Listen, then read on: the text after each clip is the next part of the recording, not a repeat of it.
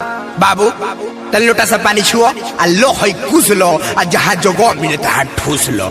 बाबू तनी है ने देखो, अरे पान गुटका सिगरेट बीड़ी आ दारू पियाला के बाद भीड़ा भीड़ी ई कुल करे लो कि ना?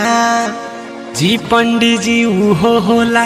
लड़की पक्ष तनी है ने देखो जाओ, अरे लड़का झूठ ना बोले सही आ एकरा संगे लड़की ना रही, लड़का पसंद बा।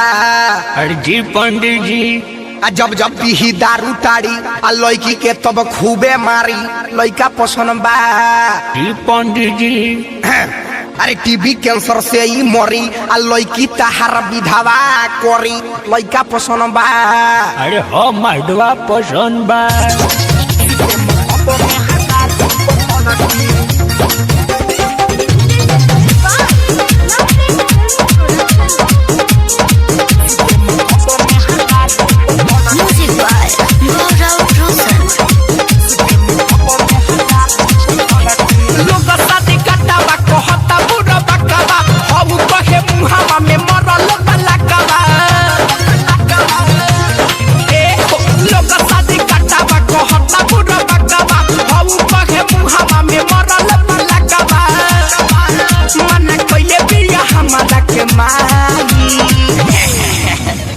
बाबू बाई दूध दूध अरे हाथ होने तोर मुंह बसाता।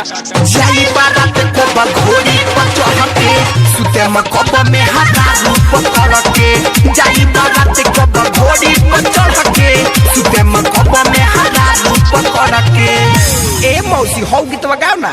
गाई के गोबारा महादेव आंगनली पाई गजमातिया हो महादेव चौका पुराई सुनिए शिव शिव के दोहाई। ओम ओम सटा सटंतम पटा पटंतम आँख मरंतम हाथे हिलंतम, ई गुणकुल तहरा में बा। जी पंडित जी अरे यार कहाँ बा डीजे वाला रे, तन डीजे बजा तो।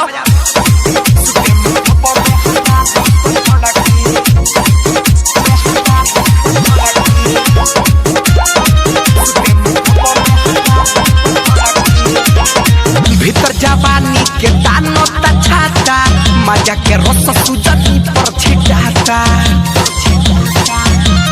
ए हो भीतर जवानी के दानो तछाता, मजा के रस सुजनी पर छिटाता। सुन कहता निय बना के पाई ए बाबू बाई।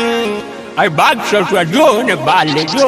जाई बारात को बघोड़ी पर चढ़ के सुते में कप में हजारू पकड़ के, जाई बारात को बघोड़ी पर चढ़ के सुते में कप में हजारू पकड़ के। लोग शादी काटावा कहता बुरा बकवा हऊ कहे मुहावा में मरल पलकवा, मन कइले बिया हमारा के माई।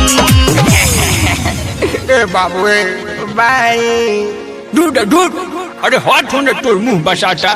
जाई बारात को बघोड़ी पर चढ़ के सुते में कप में हजारू पकड़ के, जाई बारात को बघोड़ी पर चढ़ के सुते में कप में हजारू पकड़ के।